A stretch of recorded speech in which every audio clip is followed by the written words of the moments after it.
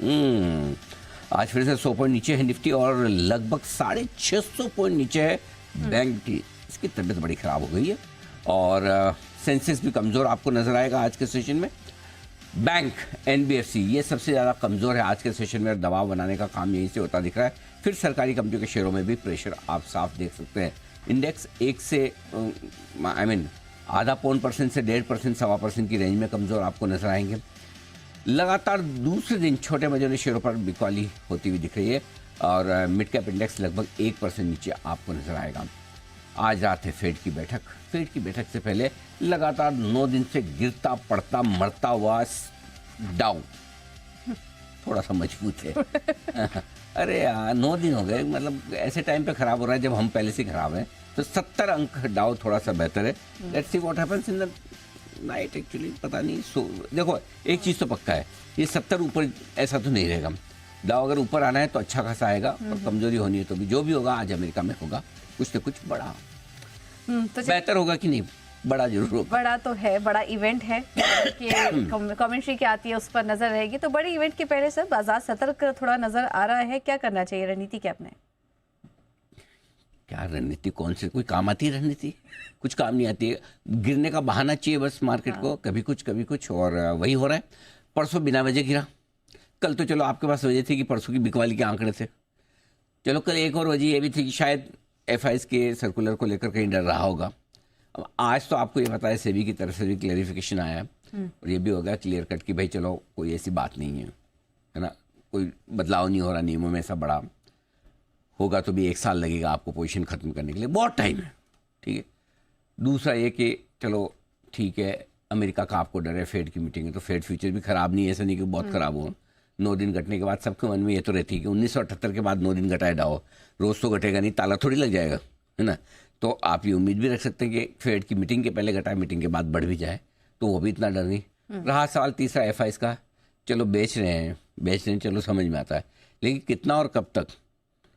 अब वही उनको फेड की मीटिंग के पहले भी बेचना है, बाद में बेचना है। तो अभी तो कारण खाली एक ही है कि अगर बिकवाली की बड़ी वजह तो एफआईएस की बिकवाली है। पहले फेड की मीटिंग के पहले बाजार सतर्क जरूर है। अब इस सतर्क में होने में क्या है, जिनको खरीदना वो रुके हुए, बाद में लेंगे मीटिंग के बाद, है ना। और इसके साथ एफआईएस को तो बेचना ही है, कल भी बेच रहे थे, आज भी बेच रहे हैं।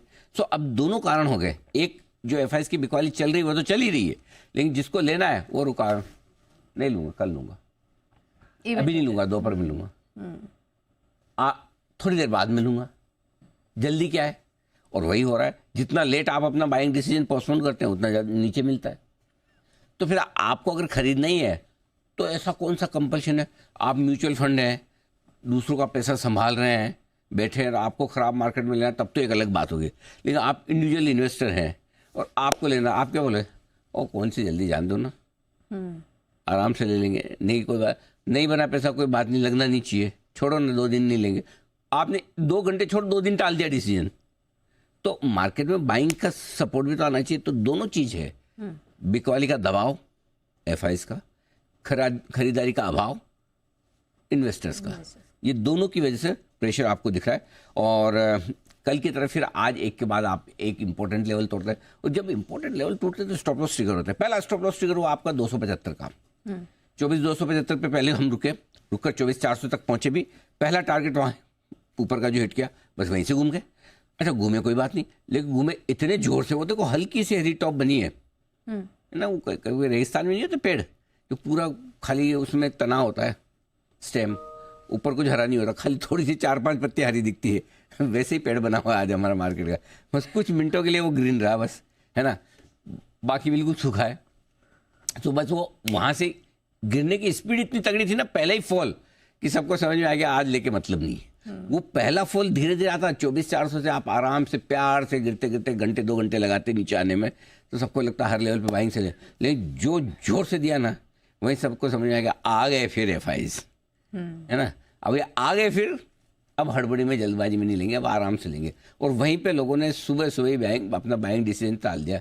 देखते हैं कितना गिरता है, आराम से 24,175 का लेवल है, अब लो 24,175 भी एक बार तो तोड़ा। तो जो 2 स्टॉप लॉस आपने मन में सोचे होंगे या सिस्टम में डाले होंगे, 24,275 वो ट्रिगर हो गया, 24,175 वो ट्रिगर हो गया। बैंक निफ्टी का भी सेम, 52,250 के आसपास का स्टॉप लॉस वो ट्रिगर हो गया। तो आप जो स्टॉप, किसी ने 52,500 रखा होगा तो पहले वो ट्रिगर हो गया, तो आप जो स्टॉप लॉस सोचो वो ट्रिगर हो रहा है। और यही वजह है कि आज कमजोरी का असर दिग्गजों के बाद स्मॉल और मिड कैप शेयरों पर भी पड़ रहा है। अब करना क्या है, ओवरनाइट पोजीशन कम रखें, दोनों तरफ की, तेजी की भी और मंदी की भी। देखो आज फेड की मीटिंग डिसाइड करेगी, अगर अमेरिका को जोर से घुसना है, घटना है, तो अभी आज फेड की मीटिंग के बाद होगा, फेड की ने मीटिंग में कुछ ऐसा बोल दिया तो पहले से कमजोर, मतलब एक तो क्या आदमी है ना, मजबूत हो तो धक्का भी मारो तो खड़े रहे, एक कमजोर उसको हल्का सा टच करो तो ही गिर जाता है। तो डाउ ऐसे ही अभी 9 दिनों से ऐसा कमजोर होकर रखा है, हिल रहा है, थोड़ा सा धक्का तो गिर ही जाएगा ऐसा।